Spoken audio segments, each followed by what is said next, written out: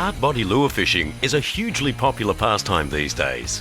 The AFN fishing crew shows how effective hard lures can be, from trout in the New South Wales mountains to ocean barramundi in the Northern Territory.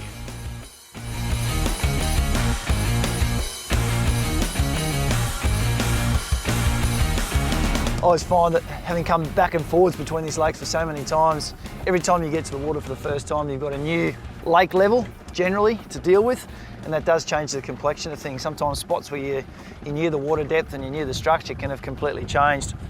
So as an exploring technique, trolling's a great option. It means you can just get out there using your eyes to watch the contour of banks to try and suss out where shallow spots and deep spots might be, and then between them work out where there might be bait concentrations or concentrations of fish, and then start experimenting with the lures to put them through them to see what they might be interested in.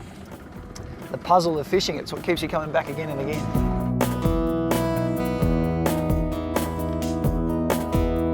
Oh, there we go, there we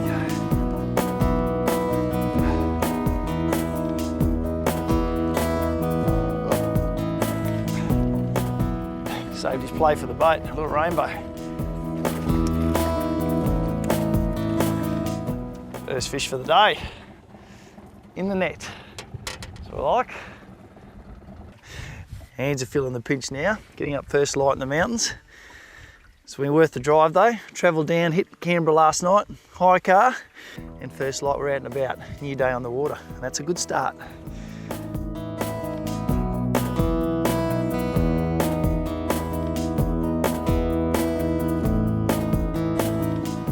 Today I'm fishing on Lake Jindabyne, and it's a place I've been coming to for about 25 years now. So I've seen the highs and the lows of this place, but I get as excited coming here today as I did in my teens. Prior to coming here, and I know how variable the fishing up here can be, so what I wanted to do was come with a bunch of options up my sleeve. So I headed over to the guys at River to Sea and spoke to Granger, and he said, Nige, the factory doors are open. So for me, that's like being a kid let loose in the chocolate factory, and I went nuts. But at the end of it, I've come up with what I think are a flexible range of options in terms of lures and soft plastics, which means I think I can fish to whatever conditions get thrown my way.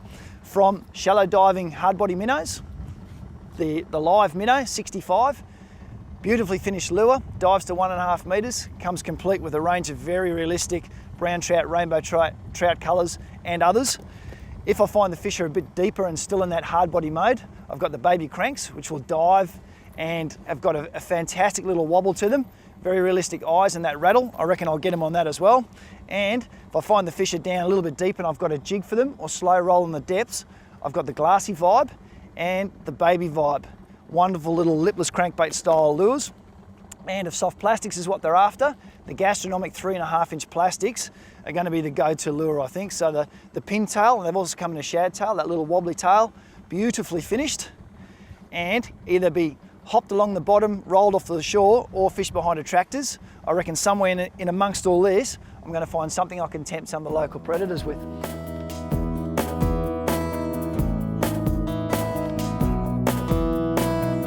It's a glorious day in the alpine waters, but having fished here for a lot of years, I know that the weather can change very dramatically within the space of an hour.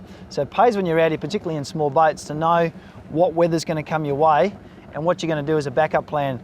I like knowing which way a weather change is going to come from and what prevailing winds are going to hit me, particularly when I'm in small vessels, and make sure that you're on the right side of a big lake like this one to get back to where your boat ramp or your housing is. The other thing you want to do is make sure that you keep abreast of current regulations. In the last couple of years in New South Wales, we've had reforms to life jackets use, and they have a category now for what they call heightened risk. So that means if, for example, you're in a boat less than 4.8 metres, fishing on your own in alpine waters, you want to be wearing a life jacket at all times. It doesn't mean you necessarily have to be encumbered by big jackets all the time. There's plenty of options on the market these days. You've got the slimline PFDs. This is one of the Burke models. It goes off in the moment you hit the water, so it's self-automated. Don't necessarily need to go and pull a ripcord. That means you can happily fish. I'm comfortable. I can take my jacket on and off over a life jacket, and you get to the point where you don't even know you've got it on. It means I'm following the regulations, enjoying a good day on the water. But by the judge of this, looking up at these high-level clouds that are starting to float through now, I know the weatherman said something's coming later on, and I hope he's right, because I'm hoping the trout fishing will change. It's a little bit quiet at the moment, but we'll see in 2 or 3 hours' time, this lake could be looking very, very different.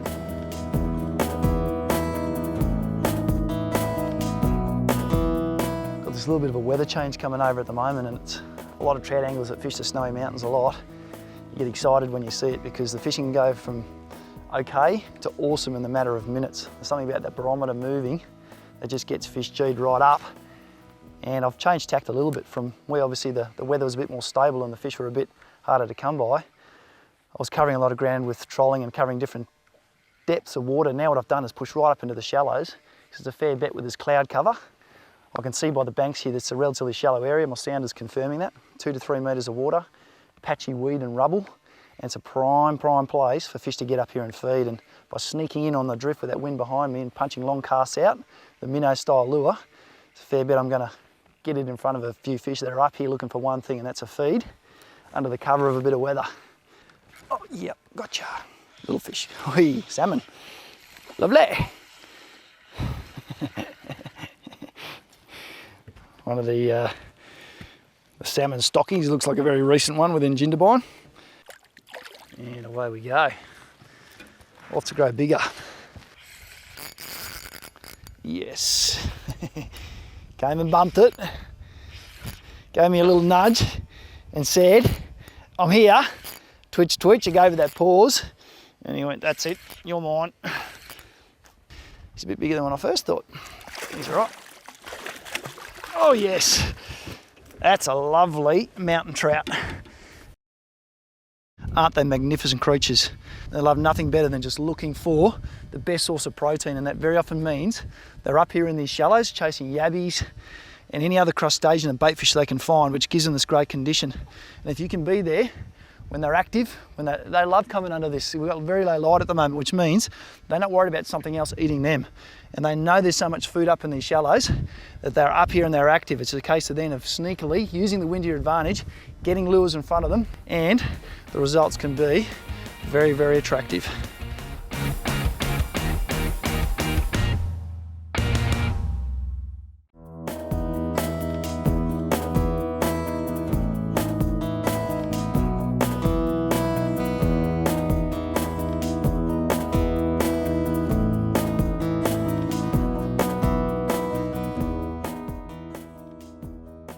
Places like Jindabyne, you get a lot of these sandstone boulders hanging off the shoreline, and it does help to be using those eyes to spot colour changes in the water, because if you target them with well-placed casts, you can very often pick out some of those predators which are using that structure to sit in there and pick off an easy meal. Always be using the eyes. There we go, we've got a nice brownie here. Doing his death roll is one thing browns do a whole lot of. They'll get to the boat and they start to roll themselves, and I hate it when they do it because it's the easiest time to lose a fish. If you can, just let them have their head, almost drop a bit of slack to them, let them have their head so you can get them coming back to you and the boat. And here's the result of watching what the weather's doing, picking a lure that is going to promote interest in the local fish population. And look at that, he's well matched. That lure, that's the River to Sea 65 live minnow, and it is so much the part of the bait fish that you're going to find in these parts. He's almost exact same colours of the coloration of this fish. I'm using a very light spin outfit, which means it's going to make the job easy for me. 2 to 4 kilo Venom Berkeley rod, 4 pound strand microfuse braid, extremely fine diameter, so lets me cast at a mile. And I'm using 3 to 4 metres of 6 pound fluorocarbon leader. Very simple outfit, very light, easy to use, and it just makes it a pleasure to just initiate big drifts through likely looking country and just keep this lure working in those zones. Rolling it, twitching it, pausing it. Very engaging fishing and very exciting when it pays off.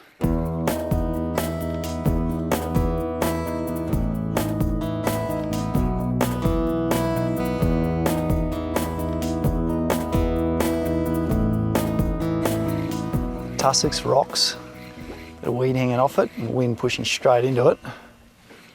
That's got to be the spot where you'd find one, you'd think. Get him down. He's playing up for us. Sometimes spots just reek of fish. You look at them and you think, yeah, all the signs point to something being here. You've got to follow your instincts. It doesn't matter what sort of fishing you do. So often we ignore that voice in our head, I think, going, all the signs point there. Go and do your best. Oh, come on, just lead him in the net. There we go. Now that is fish that's gaining a bit of condition. Interestingly, with this one, you can see that suffered some of the wounds of spawn time. He's getting over them as he's back in the lake now, getting some condition, but on either side, you can see where he or she's knocked herself around in the rocks, fighting that spawning urge. It's quite brutal when you do see them charging up and down the rivers doing their spawning thing, how much instinct plays a part. They will brutalise themselves to get to where they think they've got to be. The forces of nature are pretty strong. That's a lovely fish. And that lure has certainly counted on the forces of nature playing a part there. Aggression and bait fish imitation. And this one's gone, you're mine, and got a bit more than it bargained for.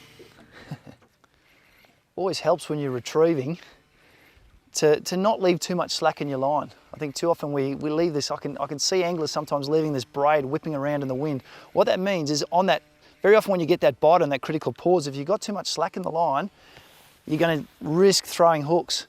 I very much like when I'm hard body fishing like this, keep that rod tip low to the water, get that lure working to its optimal depth, and then never let too much slack sit there. If you are going to pause it, just wind up, let the lure sit in spot, but wind up that little bit of slack so you're in contact. And very often, when that line suddenly snaps tight on a fish, you're connected to them straight away. They don't have that extra little bit of advantage of slack line to get a head start and try and throw a hook on you.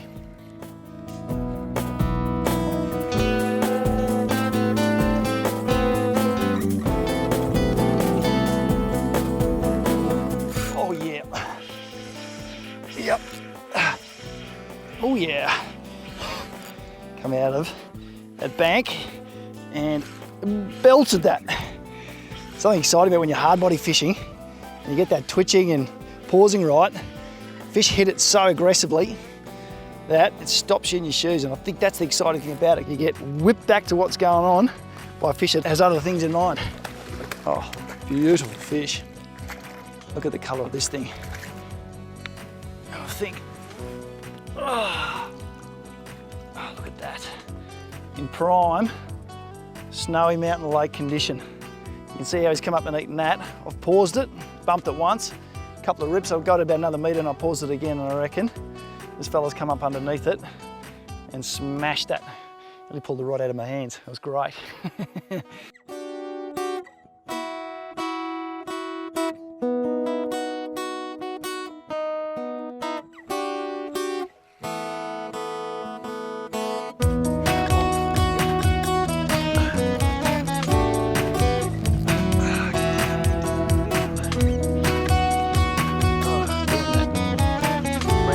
On the top. It was a bit bigger when he first whacked that. He had a fair bit of go on him. Woo! Oh yeah, playing the game. That's a lot of fun. And if you got any doubt the trout like the river to see live minnow, have a look at that. I don't think he could have really chomped on that any better if he'd tried. Evening setting on the lakes, the water temperature, the outside temperature is getting cool. Trout are playing. So it's all good. You don't mind getting cold when you're catching fish.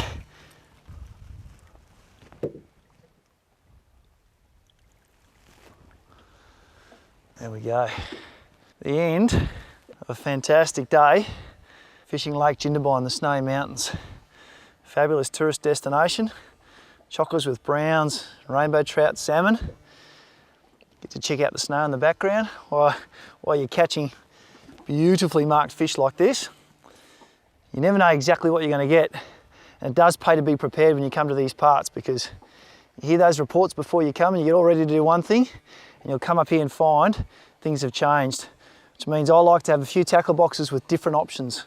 Have your little diving hard bodies, a few deep options, give you soft plastics with the paddle tails a go, as well as those lipless crankbaits, because some days that's all I want, just to have a few of those different tricks of the trade up your sleeve. Can be the difference between struggling and going home having had a great time. And I think I'm going to get this guy in the water, leave a good memory, and hit the road home. Aren't they beautiful fish?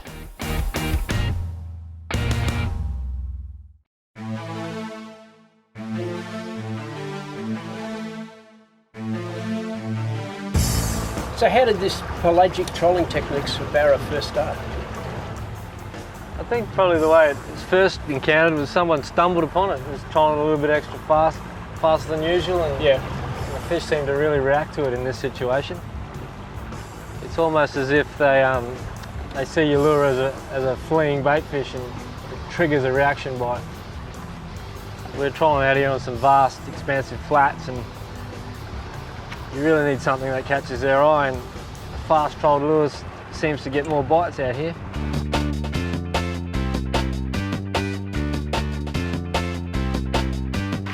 Good fish? It seems like an alright, maybe a salmon, I don't know, it hit a bit strange.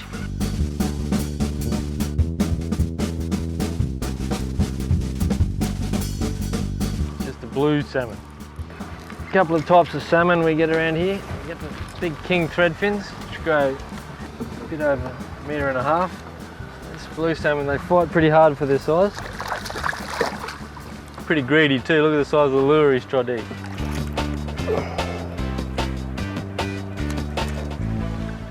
So what's the difference between this and a king salmon? King threadfin are usually more of a golden yellowy coloration, where these are aptly named the blue salmon, that blue coloration on their back. We're going to let him go, mate. We're after Barra today. For this style of fishing, like pretty large minnows, your Reedy's B52s are good. Something that'll hold in there with a bit of speed as well. A really successful lure in this situation. This one's in a natural colour, it's called the Adrenaline Rush colour. It seems to attract a lot of big fish. I like to use this one when the water's a bit clearer, like it is today. When the water's a bit murkier, it helps to put on something a little bit brighter, like this fluoro coloured B52. It's no good if your lure's blowing out. Your lure needs to dig in and keep its action at a good speed. Length of lure, I like something around the 6-inch mark. We're chasing really big fish here, so a big offering's generally going to attract a bigger fish. This fast trolling technique we're using at the moment isn't suitable for everywhere. Oh, here we go. But it is suitable for areas like this. So we're out on the flats, probably about 1 kilometre off the mouth of Sampan Creek. We're just trolling the edges of the river channel. Even this far out, it's still only 2.5 metres deep, and we've just nailed a good fish. I was trolling about 6 to 7 knots, and he just nailed that. And the hit when you're trolling that fast is just something you need to experience to actually believe. They just go 100 mile an hour the other way.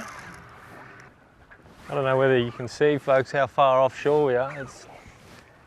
All the other boats are milling around the river mouth, and we've decided to mosey on out, about 1 kilometre out, just following the river channel as it goes out. Aren't they great looking fish? They are, look at the yellow tail on that. Colour? We're out pretty far today, so I'll put on a slightly deeper diver. And that's the Adrenaline Rush colour. It certainly gave me a bit of an adrenaline rush. Have a look at his flank, that is just chrome, isn't it? I'll tell you what, I might be a little bit bigger than 80, I think. Without a doubt, I'd say. Well, there you go.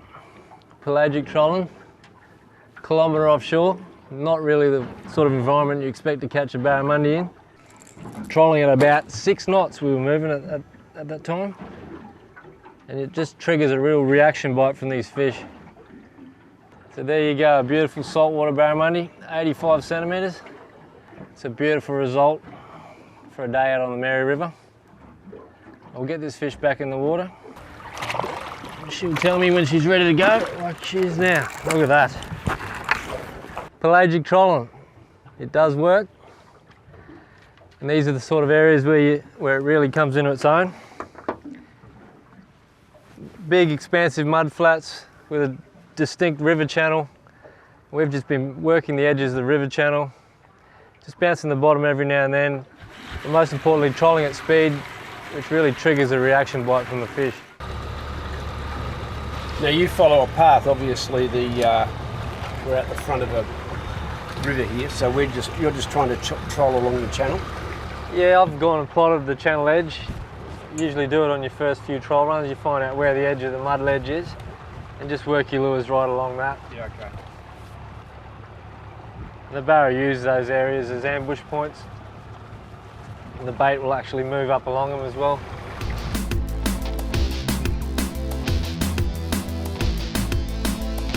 Yeah, that's what we like. Pelagic trolling. And we just pulled in a nice 85, turn around, chuck the lures back out, and bang, we're on again. Sometimes these fish move in big schools, so it pays to sort of mark the area where you've just hooked a fish and really work it. Once again, I'm getting an adrenaline rush. Another beautiful saltwater fish, hooked under the chin. Probably why he's fighting a bit funny. Look at that. You can see the adrenaline rush, firmly secured under the chin. He wasn't coming off. Thank you very much, Billy. No worries. Nice fish. Now I'm using barbless hooks so they come out nice and easy. Pays to use barbless if you're going to release these fish. Once again, support the fish's weight when you lift it. There we go, another ripper shady camp barra. Taking on the fast troll, or pelagic troll. Quickly get this one back in the water and try and get a bigger one. I think she's about ready to go.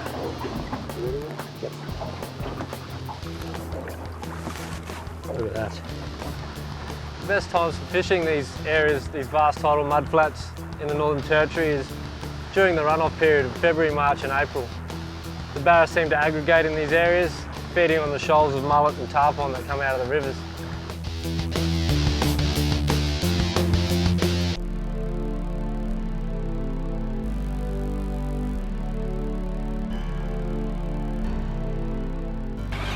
That's better. We were just trolling past that creek. We've come back into the mouth of the river.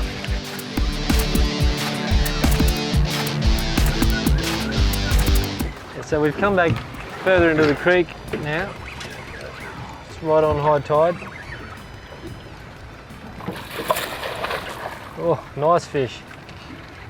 He smashed that reedy's big ass. It's turning out to be a barra slayer.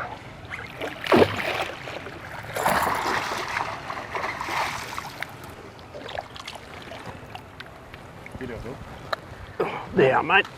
Beauty. Thanks, mate. It's another ripper. Getting around here. But there she is, another beautiful example of a saltwater Mary River barramundi.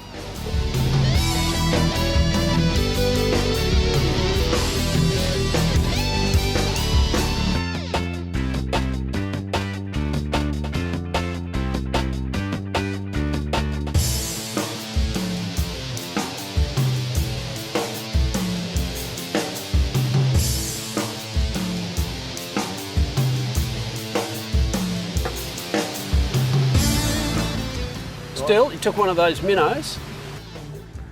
He's also got a bit of a scar there across the top of his back. They're pretty resilient, these fish. Reedy's big ass B52, the lure that's done all the damage. They just can't seem to resist them.